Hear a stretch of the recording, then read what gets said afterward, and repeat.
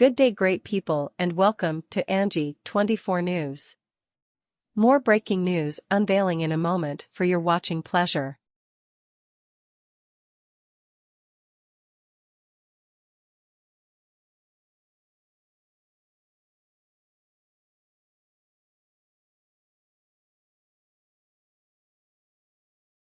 Team of the presidential candidates of the Labour Party, Peter Obi, have vowed to take action against the Independent National Electoral Commission Chairman Mahmood Yakubu following the deliberate refusal of the Commission to allow the legal team of the LP candidates inspect election materials in line with the order of the Court of Appeal.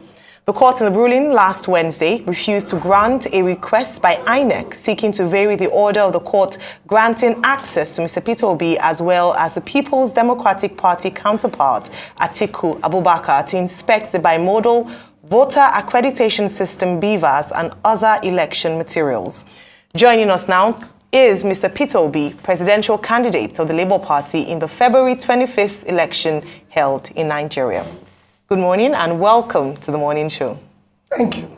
Mr. Obi, good to have you back with us on the morning show. Thank you. I'm tempted my to dear ask brother, you, Dr. Ruben. I'm tempted to ask you, how is it going? Après la guerre, as the French would say, but it looks like the war in this particular election is still on, and the race is still on. So how do you assess your journey so far? And what are you saying to your supporters and Nigerians, many of whom are disappointed with the conduct of the process so far? Well, my dear brother Ruben, my first question is to thank you for always inviting me, being there for Nigerians, thank the RISE facility for what they've done. My first is to thank God Almighty for His keeping Nigeria, protecting it, and blessing it. Thanking the good people of Nigeria for their interest and participation in trying to build a new Nigeria. The journey so far has been very tough.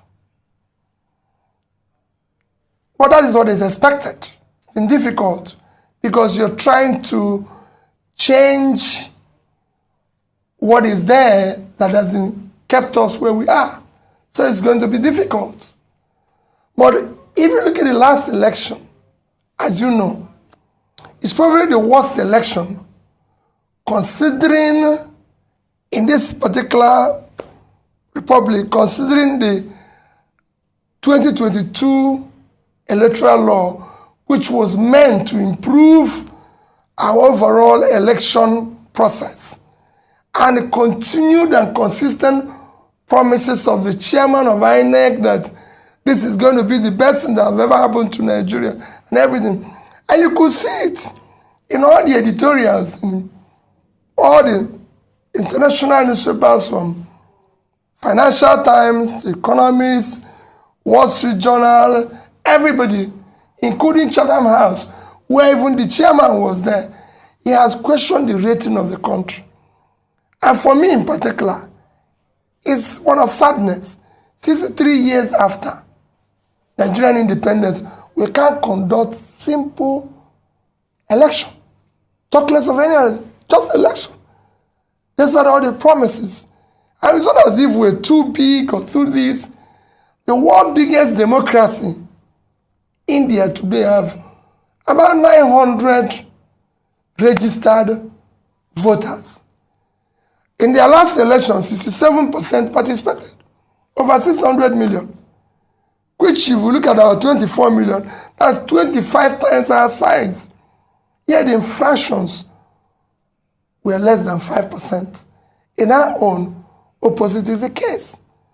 However, my appeal to Nigerians is to remain, to my obedient family, to Nigerians is to remain calm, remain prayerful, for our country, Nigeria. We have no other country except this one. And we will go through all legal, peaceful means to bring a new Nigeria, where everybody will be happy and proud to say, I'm a Nigerian. All right, I'm glad you talk about to remain prayerful and to remain calm. And the reason I say this is that some prominent Nigerians, church leaders, traditional rulers, and high net worth stakeholders are saying that though there are several infractions, the outcome of the election is the way God wants it, and it should be allowed. So on one hand, you are saying, remain prayerful and calm, but we'll still go to court. Others are saying, for the peace of Nigeria, remain prayerful, calm, and accept this as God's will. What do you have to say to that? Well, I'm very respectful to prominent Nigerians, especially church leaders, traditional rulers, and all that. And I remain very respectful to them. And I think they should be respected for what they represent in our society. But I disagree with them. What they're actually preaching is the problem of Nigeria. The problem of Nigeria is accepting wrongdoing, accepting what is unacceptable. That is using God's name in vain. That's not what God said. God said, do not use my name in vain. So what they're saying is not God's wish. It is not God's plan for Nigeria. So why don't we accept that the 133 million Nigerians who are poor is God's wish? Why don't we accept that 95 million Nigerians living in absolute poverty is God's wish? It is God's wish that you don't have electricity. It is God's wish that our children are kidnapped. It is God's wish that we have collapsed primary health care, leading us to be the country with the highest infant mortality. It is everything happening is God's way. Not what God says. No. God's wish is when you do the right thing. And in the end, it is not. This election was predicated and planned. And we have clear laws about the conduct of the election. If it was followed, if these results were uploaded from the booth, polling units, like they said, to the server and everything, we won't be here. We won't be talking about it. It would have been concluded in a matter of hours without anybody arguing about it. But it is not God's wish that you do the wrong thing. It is not God's wish that you go and rob a train and make money and start sharing it. It is not God's. This is what is killing the country. People come here, take public money, and then go and give it to people in the church and they say it's God's wish and start giving them title in the church, title in this. That is what we are fighting. That's what we want to stop. We want God's wish to be truly God's wish. And that is when we do the right things and God gives his blessing. What we are doing now is why they come. What do you tell the young ones growing up? That is God's wish that you steal? That is God's wish that you conduct a wrong election? So tell me the difference between those of us who are doing this and the armed robbers. What is the difference between us and the trained robbers? Let's be sincere with ourselves. That's why it's God's wish that somebody came to your station and said he knows a governor who have 22 billion naira stacked, and nobody is asking about him. But we are stopping young people who are carrying computer and questioning them and calling them names. That's not God's wish. God wishes something better. What I want is God to allow us to do the right things so we can start building a better country for our children. All right. So there are several, messaging and news going on around that INEC is not allowing your legal team to inspect the materials used, for the election. What's going to be your next action as regards this?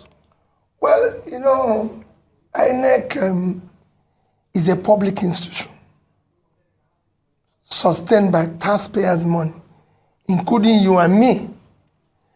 And I believe there's law about public institutions. If there's anything, they should be open because they conducted an election. That's everywhere. If you do something and people are not satisfied, it's for you to open up yourself. It's not the first time I'm going to court with INEC. Since 2003, I would say several times, I've had to challenge INEC result. Remember that I'm the first governor in this country to come through the process of court by being in court for 3 years. Throughout the 3 years, I was in court with INEC giving me access to whatever materials they used to conduct the election. You've conducted the election, Rufai. You've announced or declared the winner. I'm only asking, can I have access to the documents and materials you used to arrive at that? I'm not asking you to change what you said. And remember, like I also say, people, I'm not challenging their declaration. Sorry, I'm not challenging who they declared.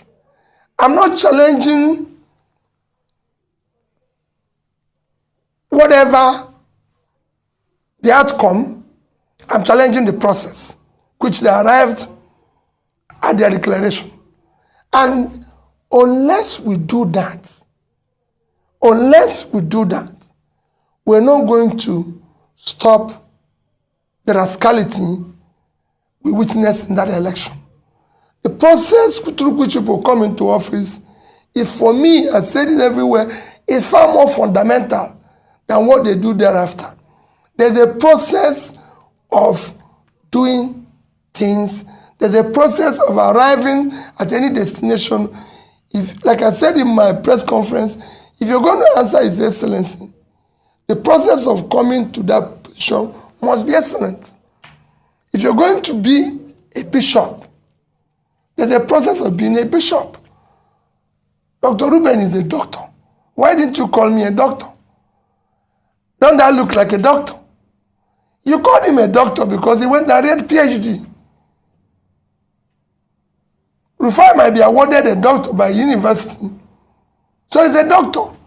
But you can't just go on the street and say you're a doctor when you're not. So there must be a process, because even if it's going to be awarded, you must have done something that merited you to be awarded that.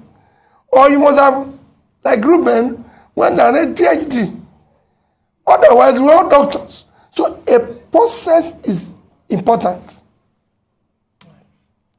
Right. So what would you be doing next, really, if they're not granting you access to this? We'll follow the law. We'll go back to the court and say, what you granted, these people are not obeying. We're not going to be, for me, we'll do whatever is necessary within the law. Whatever we're going to do will be for the interest of the country. But they will give us access because they pronounce and declare somebody. So we must have access to the process they arrived at that.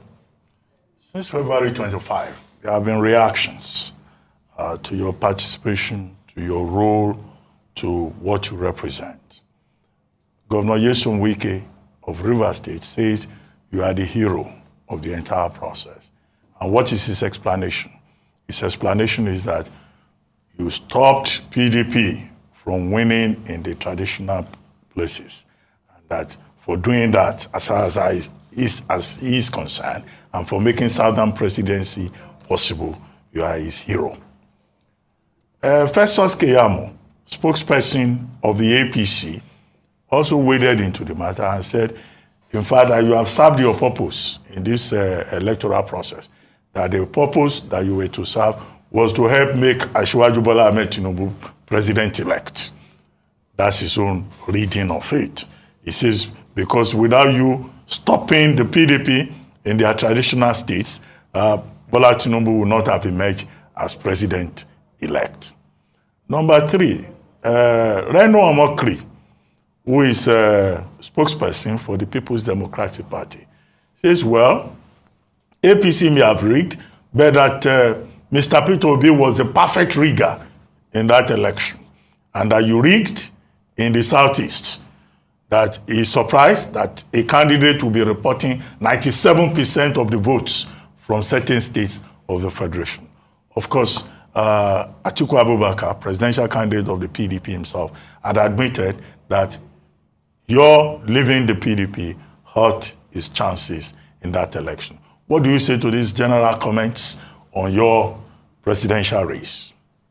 Well, Ruben, my first reaction generally is that I contested the election. I wasn't contesting it to help anybody to win. And And I continue to say that even who the declared winner did not win. You might have been declared by whatever means, but you've not won the election. Reuben, to win is to win the people. Democracy is government of the people, by the people, for the people. That means if you must win the people. But if you don't win the people, you've not won. And I can tell you, the last election, the declared person did not win. However, that is what we're challenging. The rascality is what we're challenging.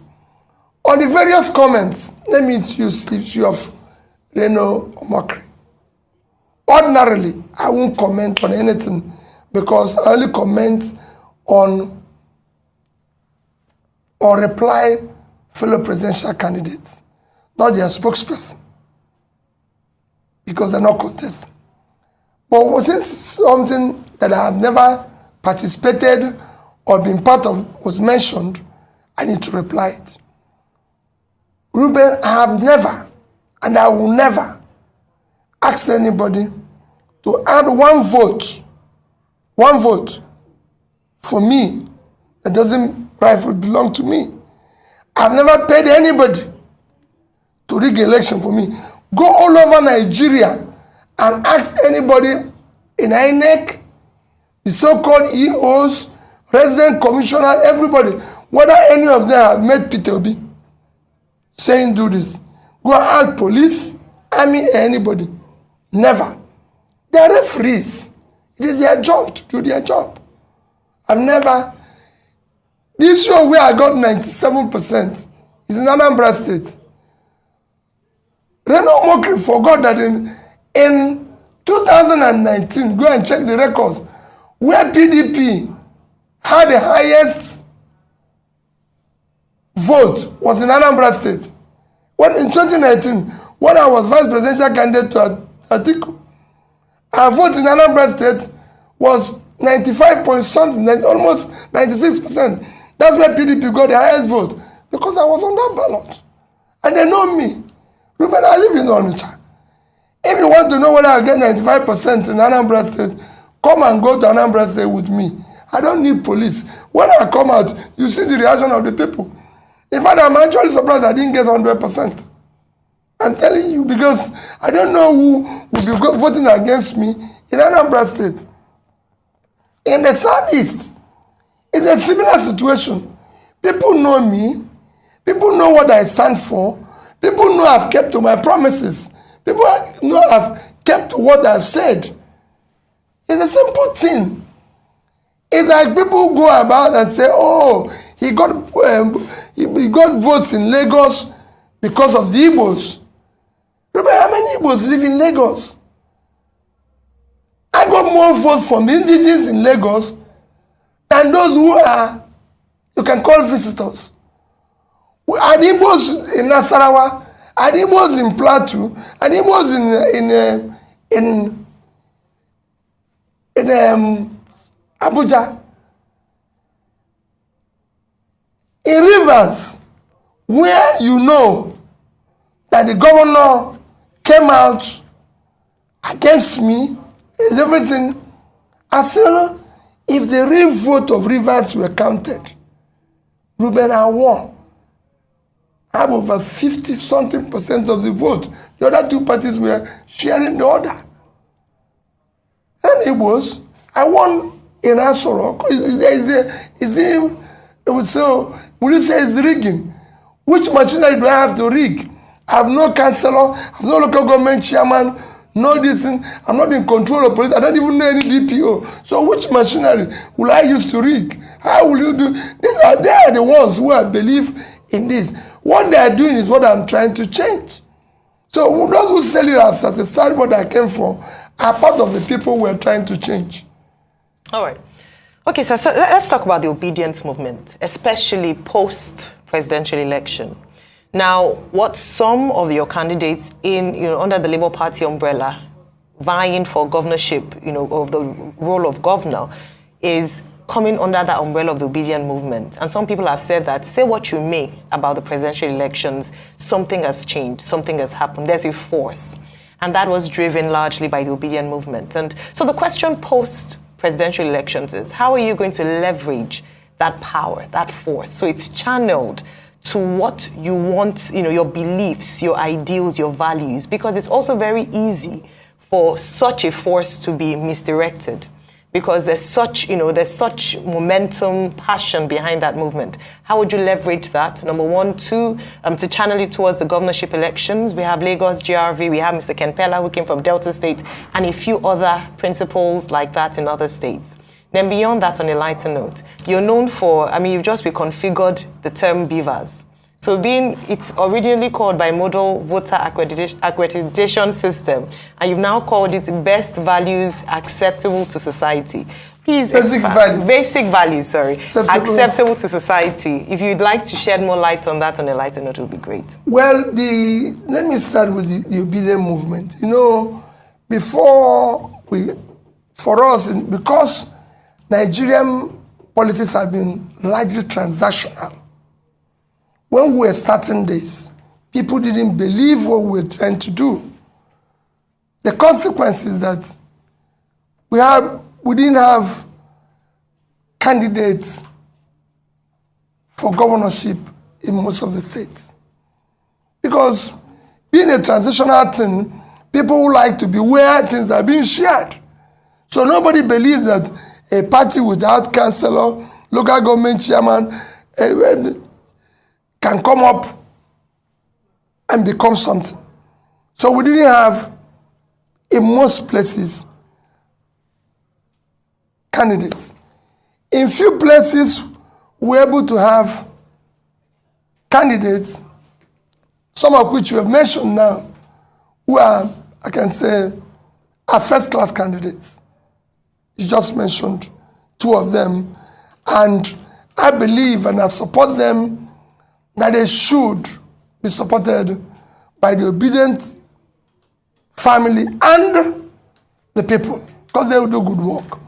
If you take Jarvi here, young man, excellent background, good education, you can have better than somebody who have a degree in MIT. So these are the quality we've had. In some places, we're going to work with some good candidates, because there's some places where we don't have.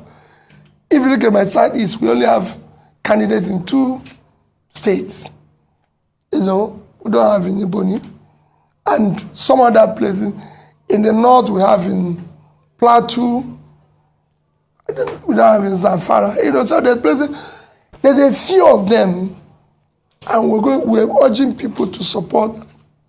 And where we're going to have partnership, like if you go to like Cross River State, where we have someone like Professor Sandy Ono, the senator, running under PDP, which we are considered an excellent candidate. So we support them. For me, it is about having competent, credible people who have proven integrity and track record that can do well. It's not just about saying, it must be Labour Party always. No. Where we think we have good people, we support them. And I'm supporting them. Where we think we have somebody better. And the same thing is what I preach to people. Don't say, because this is... With time, we will build this institution and ensure that everything we are doing is the right thing. But it's not going to be overnight. So for me, I want people to, in states where we have good candidates, we're going to support them. We're going to make sure it works. And where we don't, we'll be honest to the people. Because what we're trying to do is to build a new politics that will thrive on character, competence, capacity, and compassion, and telling people the truth always. That's why I got 95%, 97% in Anambra State, because everything I said, I did. Where it's impossible, I told the people the truth, not telling them lies. Accounted for their money. When I said the bvas should be basic values acceptable to society, what makes a society is values. The values they accept, the values they tolerate. The person, just like you said now that priests and bishops or this said, it's God's wish. How could God wish that people are poor? So how could God wish that Nigeria is in darkness? Okay. No, it is not God's wish. Okay. Real quickly, I'd like to ask you this. Has presidential candidate of the APC, Bola Ahmed Tinubu, has he called you? Because he says he's been reaching out. Has he reached out to you? Have you spoken? That's number one. Number two will be, what would you say about now the ethnic strife that has resulted in the governorship contest in Lagos? They are now pitching the Igbos against the Yorubas. And second, what would you say about people that are saying some people are too young to be governors in Lagos because they're just 40 years of age? Well, thank you, Rufai. First, that I've always said that the APC presidential candidate is an elder brother. I can even call him a father. And I have all respect for him and everything. I've not been opportune to speak with him. I don't have any issue with him. I respect him, and I'll continue to do so. I'm only challenging the process in which he was declared winner. Because that process is wrong. And that process must be corrected. I believe that the things must be done rightly. We must follow the law, rule of law. We must have a society where things are done in a decent, organized manner. Especially as we're trying to build this new nation that will be exemplary and the world will take us serious and respect us. Number two is that what you see as ethnic strife is just people trying to hide under what does not exist to cause confusion. There's no such. The vote that got in Lagos, I said it earlier, without knowing you were going to ask it, got across everybody in Lagos from the, call it Yorubas, Igbos, Hausas, Jijons, any of the tribes that reside in Lagos voted for me. I can tell you that I have a lot of people who I know have truly Yoruba, who are actually supporting me 24 hours. And it shouldn't be. In 2003, Obasanjo got over 90% of the votes in the entire Southeast. That's why the fact that our own revered leader, Ojukwu, was contesting. Nobody shouted at anybody. Nobody said, I won't do business with the Yorubas or with the Northerners or with anybody. He failed in the Yoruba land. But we gave him more votes in the Southeast, even when our own revered leader was contesting. Nobody quarreled with it. We have Yoruba people who live in the East. Don't think that it's only here. I can tell you in Onitsha, where I live, two prominent people that I deal with are completely from the Southwest. And they were there. Nobody had asked them. There were people doing their business who have democratic right to vote whoever they want. And I can go back to history. In 2011, we voted for Jonathan. He got more votes in the Southeast than he got in South-South. When Abiola contested the election, he had more votes in the Southeast. Even when his vice presidential candidate is Muslim from Kanu, And no, sorry, from I don't know where Kingi became again. Maybe from the north. When Tofa had an Igbo man as vice presidential candidate, a respected Igbo man, yet Abiola won. And when that election was annulled, go and check the principal and people who actually lost more in Nedeko. It is the Igbos. We lost more in Nedeko. It is the Raf Obias of this whose business were ruined. Go and check it. So when people bring what is not there, so who are those who voted for me in Abuja? Were the Igbos? Nobody got 25% in Abuja among the two parties. Is it the Igbos who voted for me in Jos, in Plateau? Is it the ones in Nasarawa? Is it the Igbos in occupying Nasarawa? The governor of Nasarawa said I won't get 10% of the vote in Nasarawa. The governor of Kaduna said I won't get 2,000 in Nasarawa. In Kaduna, I got 300,000. So let us not, at 300,000 Igbos in Kaduna. So where does this start? It's just people. I'm appealing to people for the interest of Nigeria. Today, we have a Pakistani as mayor of London, an Indian as prime minister. And they are doing far better than we're doing. In this place that is not even working, we're still trying to divide ourselves based on, and that's what we're trying to remove. It is this rascality, it is this structure we're trying to remove that brings this hatred, which we must remove in this system. So that the system can work. When people can no longer compete based on character, competence, compassion and capacity, they resort to ethnic, religious, and be shouting, oh, Peter campaign on religion, oh, Peter campaign on, but they are the ones doing it. I've never in any way told anybody in any church, in any gathering, vote for me based on this. I've said it, do not vote for Peter to be based because of this part that is from the southeast. People voted for me on issue of somebody being young and modern. It's laughable.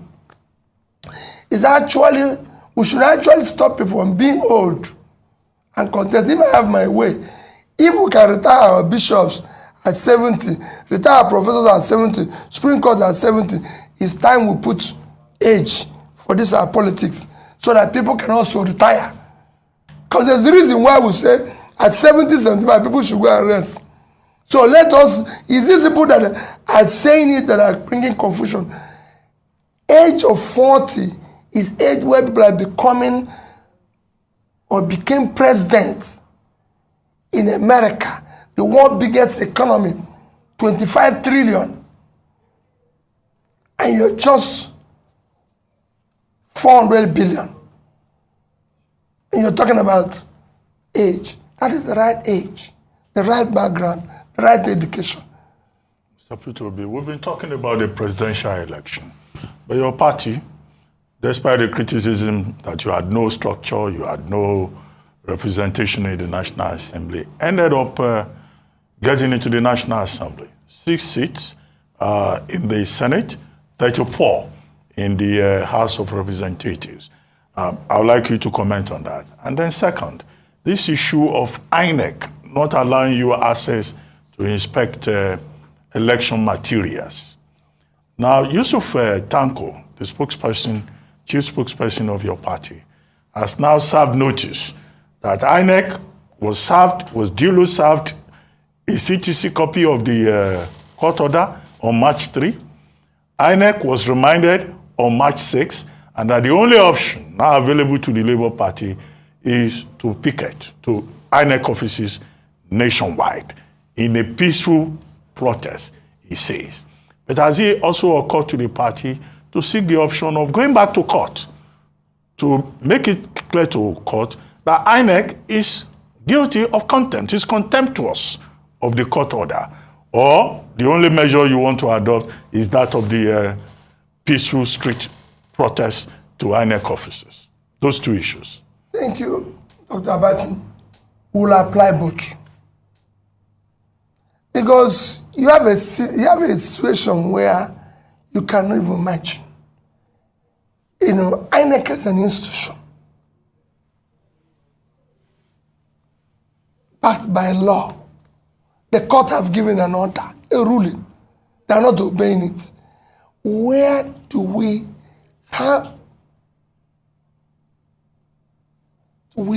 start to build a nation?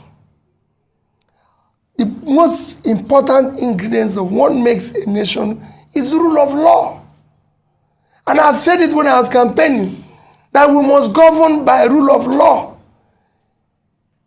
Ruben, the biggest contributor to the Western economy today, in terms of GDP, in terms of their growth, is intangible assets called rule of law. The reason why people want to live in America, in Britain, in anything, is not because things that happen here don't happen, but because if it happens, you can seek redress in court and it will be obeyed. It's because if you call police, it will nothing else. Nothing else. I have somebody who told me an interesting story. He said he had a wife in Nigeria, and he would shout at his wife, do whatever he likes, and then suddenly something happened and he went to the UK and he shouted and the wife called police, and police came and he was still shouting in front of police, and the police told him that he shouldn't come near 1 mile radius of his house because of the way he's behaving. He didn't remind them that he paid dowry as a Nigerian. He told me, said, all he wants is to go back to Nigeria with his wife. Why? There's law and order. And that's what we are lacking here. Ruben, we must live in a society that is organized. Today, with the way Nigeria is, considering how bad things are economically, what the world expected of us in 2023, there was so much expectation, is to have free, fair, and credible election where the new government will come to start. When you talk about people say low-hanging fruit. The number one low-hanging fruit here is to start governing by rule of law. If you start it, you start changing this country. And that I'm committed to. And I urge INEC to please help the country. The image of the country today has strategic importance in Committee of Nations is being put into question by all this rascality. National Assembly elections and how you intend to leverage on that. For me, I thank God that we're able to get the number of seats we received. I hosted the candidates after they received their certificate and urge them to know that we are committed to a new Nigeria and we must do things differently.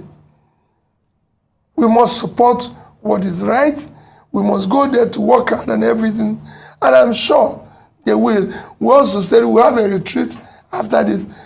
Ruben, the things we need to do going forward for Labour Party, for them, we need to build a democratic institute that will be able to teach people what their job is all about and what they're expected to do.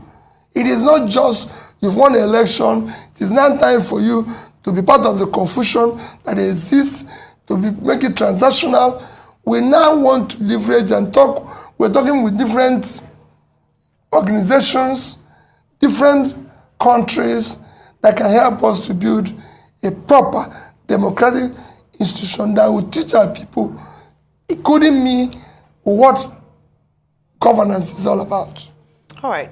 Great point. Now, I just want to ask, following that, you received or you hosted the 40 Labour candidates who emerged winners for the National Assembly elections. So people have asked the question, or some of your critics have asked, that if you're celebrating the National Assembly elections of victory, is it not the same process as with the presidential election? Because you're saying that what you're going to court for is to challenge the process by which the president-elect was declared winner. So is it the same? Why have you accepted the results of the National Assembly elections in favor of the Labour Party candidates and not accept the same process, as it were, that also had the president-elect emerge as winner? And the second part of the question as well is that there are also questions around your support of gubernatorial candidates. So a case in point is in Enugu, where you have Chijioke Edoga and Frank Oweke Jr. of ABGA Party. There seems to be some, lack of agreement in your party as to who to support in that state. I'd just like you to clarify that today. Okay, very, very good question. Let me tell you in Enugu, let me start with the issue of Enugu. The issue of Enugu is because the Aisha Yusuf tweeted in support of Frank Oweke. Let me clarify to you now. The obedient movement are not necessarily Labour members. You have to know that. There's so many people in the obedient movement who have nothing to do with Labour Party.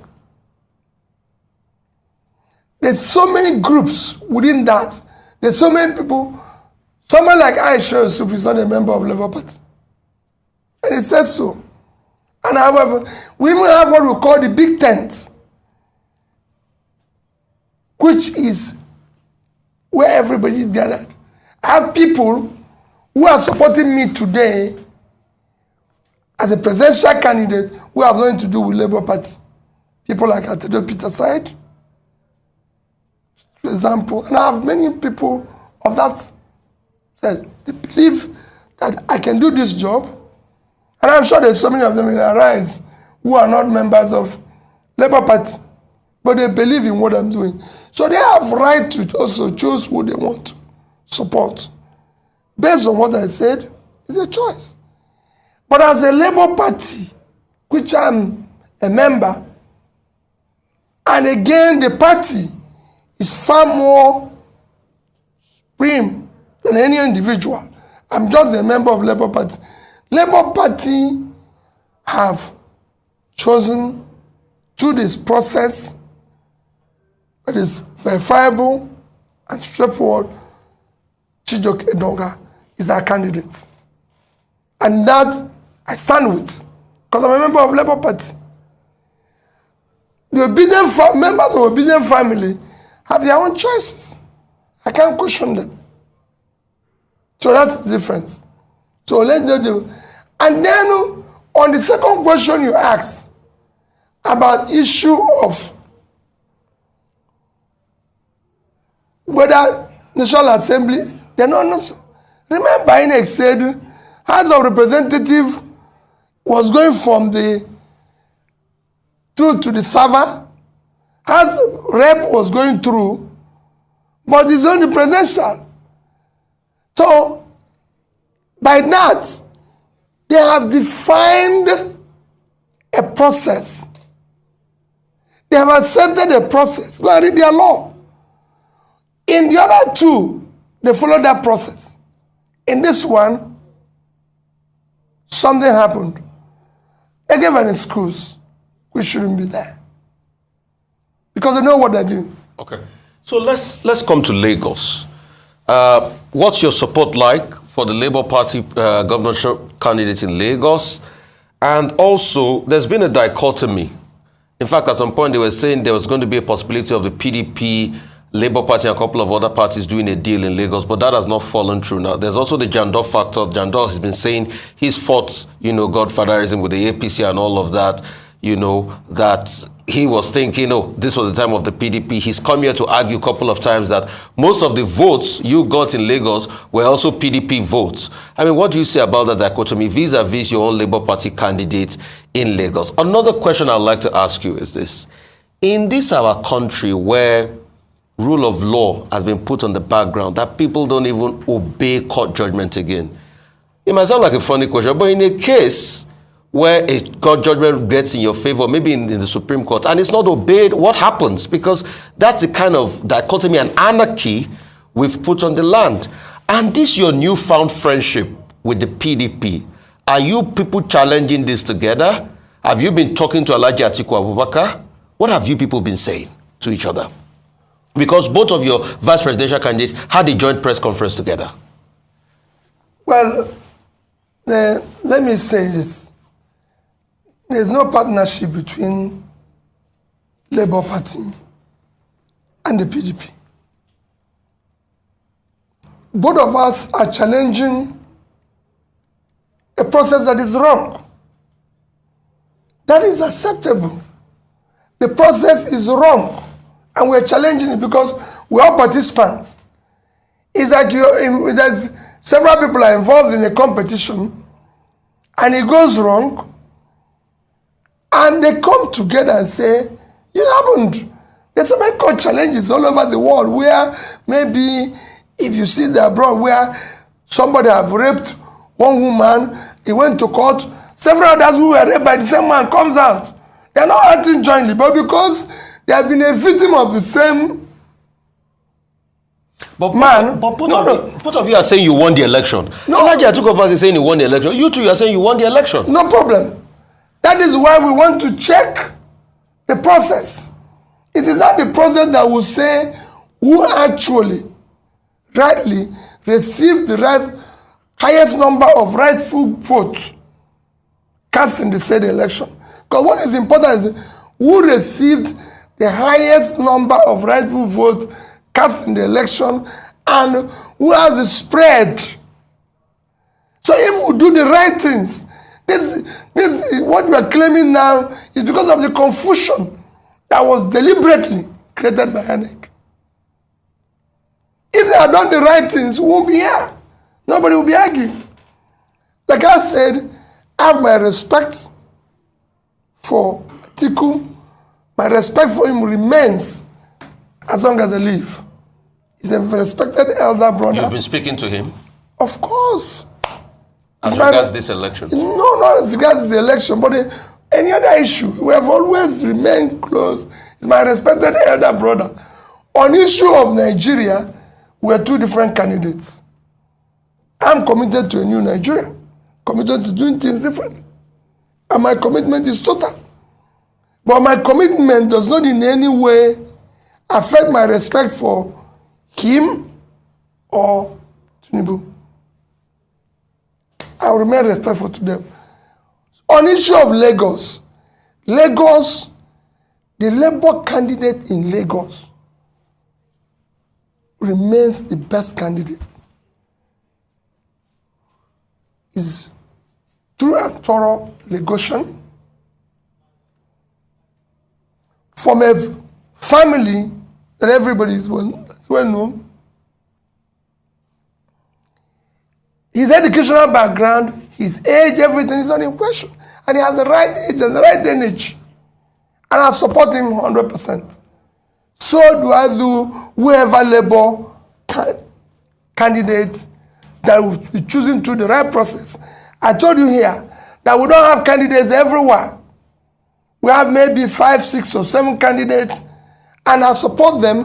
Wherever you see me not supporting our candidate, Labour Party, especially our chairman, must have maybe worked with them in partnership or somehow to be able to achieve what we achieved in the last election. And Labour as an institution is bigger than me. And I respect and take the ratings of the chairman. Because we want to build institutions, so it will work. Even if I'm the leader, I believe in the institution, and I must respect the institution. That's some of the rascalities I saw in other parties that makes it not work. Because people think they're bigger than the party. I'm not bigger than Labour Party.